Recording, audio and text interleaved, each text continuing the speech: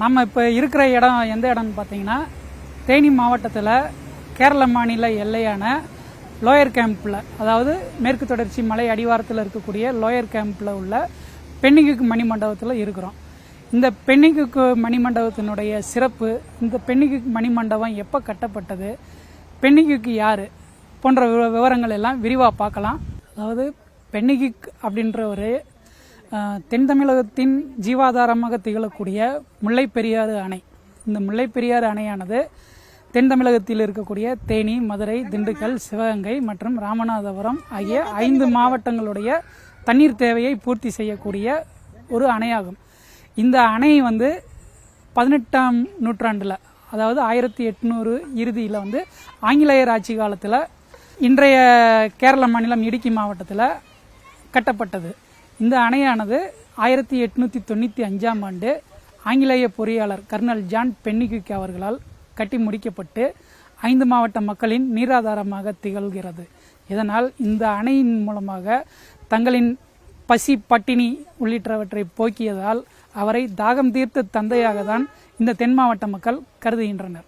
அப்படிப்பட்ட பென்னிகுக் அவர்களுக்கு எதற்காக இந்த மணிமண்டபம் கட்டினாங்க, யாரு கட்டினாங்க, அந்த கட்டப்பட்டதற்கான பின்னணி என்ன, இது குறித்து இன்னும் கொஞ்சம் விரிவாக பார்க்கலாம். அதுக்கு முன்னாடி நம்ம மணிமண்டபத்துக்குள்ள என்னென்ன இருக்குது, இங்கே என்னென்ன காட்சிப்படுத்தப்பட்டு இருக்குது போன்ற விவரங்கள் எல்லாம் இந்த வீடியோவில் நம்ம தெரிஞ்சுக்கலாம்.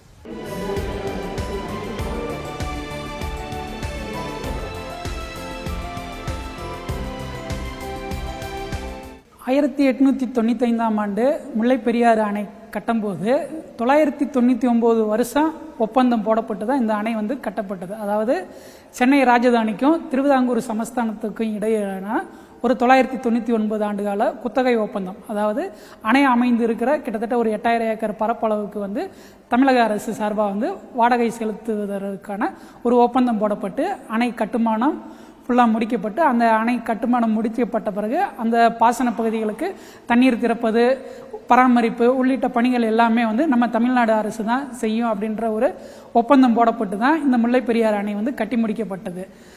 அணைக்கான ஆயுட்காலம் 999 வருடம் அப்படின்றத தீர்மானிச்ச அன்னைக்கு ஒப்பந்தத்திலேயே கர்னல் ஜான் பென்னிகுக் அவர்கள் தீர்மானம் பண்ணினாலும் 1979க்கு அப்புறம் முல்லைப்பெரியாறு அணை தொடர்பான உறுதித்தன்மை கேரள அரசு எழுப்பி வந்துச்சு.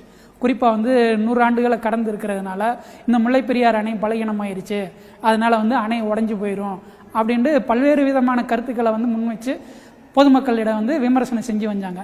அதன் எதிரொலியாக 1979ல் 152 அடியா இருந்த நீர்மட்டம் 136 அடியா குறைக்கப்பட்டது. எதுக்காகனா இந்த அணை பலகீனமாயிருச்சு, இதை பராமரிப்பு பண்ணணும்னு சொல்லி கேட்டுக்கொண்டதற்கு நாங்கள் அந்த 136 அடியா குறைச்சு தமிழக அரசு சார்பாக அணையினுடைய பராமரிப்பு பணிகள் மேற்கொண்டாங்க.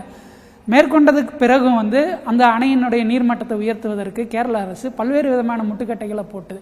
தொடர்ந்து ஒரு 40 ஆண்டு காலம் சட்ட போராட்டம், தொழில்நுட்ப வல்லுநர் குழு ஆய்வு அப்படின்னு சொல்லிட்டு கிட்டத்தட்ட 2 முறைகள் 2006, 2014 ஆகிய ஆண்டுகளில் உச்சநீதிமன்றத்தில் இந்த அணை பலம் வாய்ந்ததாக இருக்கிறது, அணையில் 142 அடி தண்ணீர் தேக்கிறதுனால எந்த ஒரு இடர்பாடும் கிடையாது, எந்த ஒரு அபாயமும் இல்லை, தண்ணி தேக்கிக்கிறலாம் அப்படின்னு சொல்லி தீர்ப்பளித்தாங்க.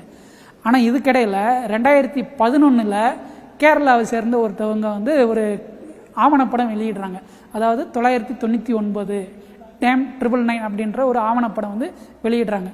அந்த ஆவணப்படத்தில் எந்த மாதிரி காட்சிப்படுத்தப்படுறாங்கன்னா, ஒரு நூற்றாண்டு கடந்த ஒரு அணை இடிஞ்சு விழுந்தா அந்த அணைக்கு அருகில் வசிக்கக்கூடிய மக்கள் வெள்ளத்தில் அடித்து செல்வப்படுவ போல ஒரு காட்சிகள் அமைக்கப்பட்டது.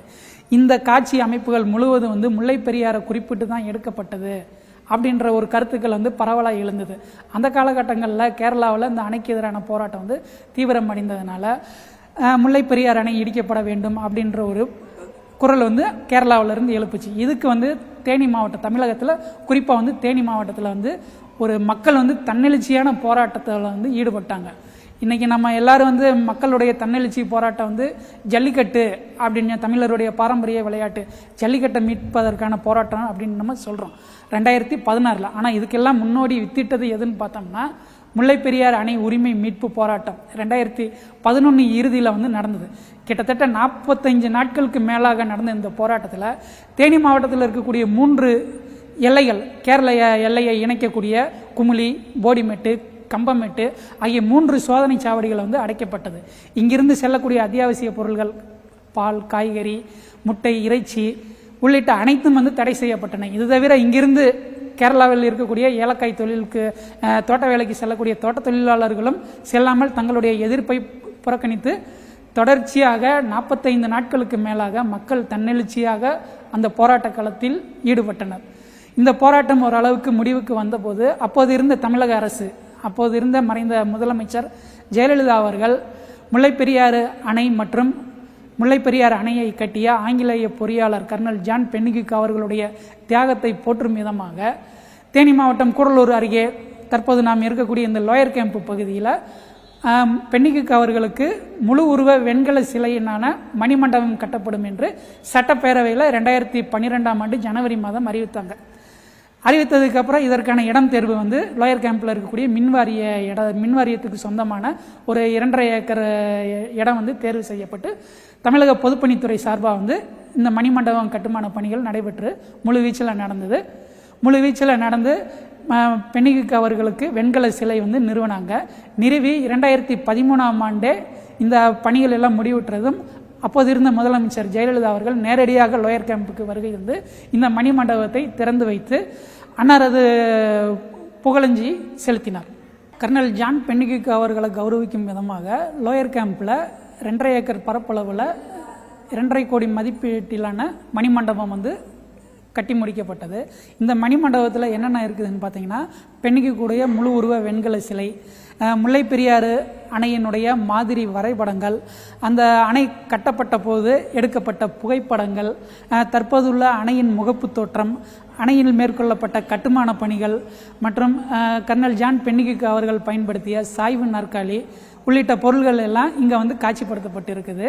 இந்த காட்சிப்படுத்தப்பட்ட பொருள்களை, இந்த மணிமண்டபத்தை வந்து இங்கிருந்து தேனி மாவட்டம் வழியாக கேரளா செல்லக்கூடிய அனைத்து சுற்றுலா பயணிகளும் கண்டு ரசித்து செல்கின்றனர். அதுபோல தமிழகத்தின் பல்வேறு பகுதிகளை சேர்ந்த பொதுமக்களும் சுற்றுலா பயணிகளும் இங்கு ஆர்வத்துடன் வந்து இங்குள்ள பென்னிக்விக் அவர்களை நினைவு கூர்ந்து செல்கின்றனர்.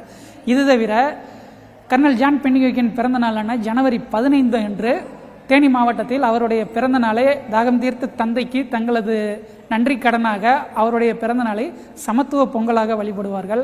அன்றைய தினம் இந்த பகுதி, இந்த மணிமண்டபம் அமைத்திருக்க பகுதி வந்து விழா கோலமே பூண்டிருக்கும். தைப்பொங்கல் அன்று தங்கள் வீடுகளில் எப்படி சூரிய பகவானுக்கு பொங்கல் வைத்து நன்றி தெரிவிப்பார்களோ அதுபோல தங்கள் தாகம் தீர்த்த தந்தைக்கு இந்த மணிமண்டபத்திற்கு வந்து பொங்கல் வைத்து சமத்துவ பொங்கலாக கொண்டாடி தங்களுடைய அன்பை கர்னல் ஜான் பென்னிக்விக் அவர்களுக்கு வெளிப்படுத்துவார்கள். இங்கே இருக்கக்கூடிய இந்த புகைப்படங்கள், இந்த மாதிரி வரைபடங்கள், இதுகளெல்லாம் நம்ம இப்போ பார்ப்போம் வாங்க. இந்த மாதிரி வரைபடத்தில் பார்த்தோம்னா முல்லைப்பெரியாறு அணை, அதாவது முல்லையாறு, பெரியாறு, இந்த 2 ஆறுகளையும் இணைத்து கட்டப்பட்டிருக்கிற இந்த பெரியாறு அணை மற்றும் இந்த ஆறு உற்பத்தி ஆகக்கூடிய இடங்கள், இந்த முல்லைப்பெரியாறு அணையிலிருந்து வரக்கூடிய அந்த மதகு வழித்தடங்கள், சுரங்கப்பாதைகள் உள்ளிட்ட விவரங்கள் எல்லாம் இதில் வந்து அற்புதமாக வந்து காட்சிப்படுத்தியிருக்கிறாங்க. இன்றைக்கி வந்து அந்த முல்லைப்பெரியாறு அணை அமைந்திருக்கிற இடம் பார்த்திங்கன்னா பெரியாறு புலிகள் காப்பகத்திற்கு உட்பட்ட பாதுகாக்கப்பட்ட வனப்பகுதியில் அமைந்திருக்கிறதுனால பொதுமக்கள் யாரும் அந்த பகுதிக்கு வந்து செல்ல முடியாது. அதனால் அங்கே செல்ல முடியாத மக்கள் வந்து இந்த மாதிரி வரைபடத்தை பார்த்து முல்லைப்பெரியாறினுடைய அமைவிடத்தை வந்து தெரிந்துக்கிறதுக்கு இது வந்து ஒரு உதவியாக இருக்கும். இது போக பார்த்தீங்கன்னா இந்த இதில் வந்து முல்லைப்பெரியாறு அணை வந்து கட்டப்பட்ட போது எடுக்கப்பட்ட இந்த புகைப்படம், கட்டுமான பொருள்களுக்கு ஏற்றி செல்லப்பட்ட இரும்பு படகு உள்ளிட்ட புகைப்படங்கள் எல்லாம் இதில் வந்து காட்சிப்படுத்தப்பட்டு இருக்குது. இது போக 1952 அப்போதைய பிரதமர் பண்டிதர் ஜவஹர்லால் நேரு வந்து அணையை வந்து நேரில் ஆய்வு செஞ்ச ஒரு புகைப்படமும் வந்து இங்கே அரிய பொக்கிஷமாக வந்து காட்சிப்படுத்தப்பட்டிருக்குது. இதில் இந்த படம் தான் ரொம்ப முக்கியமானது. இந்த படத்தில் பார்த்தோம்னா பென்னிக்விக் அவர்கள் வந்து அவருடைய அலுவலர், அதாவது இந்த முல்லைப்பெரியாறு அணை கட்டுமான பணிகள் நடந்து போகும்போது அவரோட இருந்த சக அலுவலர்கள் மற்றும் பணியாளர்கள் போன்ற அவருடைய குழுவினருடைய எடுத்துக்கொண்ட இந்த புகைப்படம் வந்து இங்கே வந்து ஒரு அரிய பொக்கிஷமாக காட்சிப்படுத்தப்பட்டிருக்குது. இது போக தற்போது இருக்கிற இந்த அணையினுடைய தோற்றம். அணையிலிருந்து கேரளாவுக்கு செல்லக்கூடிய இந்த 13 மதகுகளினுடைய அமைவிட தோற்றம் இது. இந்த 13 மதகுகள் வழியாக தான் நமக்குண்டான தண்ணீர் எடுத்தது போக மிச்சம் உபரி நீர் வந்து கேரளாவுக்கு திறக்கக்கூடிய இந்த 13 மதகுகள். இந்த நாற்காலி எதுன்னு பார்த்தீங்கன்னா, முல்லைப்பெரியாறு அணை கட்டுமான பணி நடந்தபோது கர்னல் ஜான் பென்னிக்விக் வந்து அந்த அணையில் தங்கி தான் முழு நேரமாக வந்து அணையிலேயே தங்கி பணிகளை மேற்கொண்டார். அப்போ அவர் பயன்படுத்தின இந்த சாய்வு நாற்காலி வந்து அணைப்பகுதியிலேயே இருந்தது. இது சமீபத்தில் தான் அங்கேருந்து நம்ம தமிழ்நாடு அரசு வந்து அங்கேருந்து எடுத்துகிட்டு வந்து கொஞ்சம் மராமத்து பணிகள் செஞ்சு இப்போ அந்த இதை வந்து ஒரு அரிய பொருளாக வந்து காட்சிப்படுத்தி வச்சுருக்கிறாங்க. இதே போல் வந்து அங்கே ஒரு இரும்பு படகு வந்து முல்லைப்பெரியாறு அணையிலேயே வந்து கர்னல் ஜான் பென்னிக்விக் அவர்கள் பயன்படுத்தின ஒரு படகு வந்து அங்கே வந்து ஒரு என்ன சொல்கிறது ஒரு சேதமடைஞ்ச நிலையில் இருக்குது.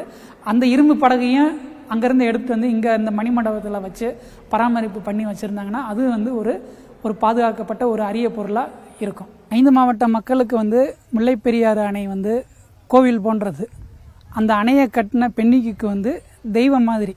அதனால தான் அவரை வந்து இங்கே இருக்கிற மணிமண்டபத்தில் இருக்கிற அவரை வந்து சிலையாக பார்க்காம ஒரு தெய்வமாக பார்த்து இங்கே இந்த மணிமண்டபத்துக்குள்ளே வந்து அவரை வந்து வணங்கி தான் போகிறாங்கன்றது வந்து எந்தவித மாற்று கருத்தும் கிடையாது. நியூஸ் 18 தமிழ்நாடு செய்திகள் தொலைக்காட்சிக்காக தேனியிலிருந்து ஒளிப்பதிவாளர் பிரபாகரனுடன் செய்தியாளர் பழனிக்குமார்.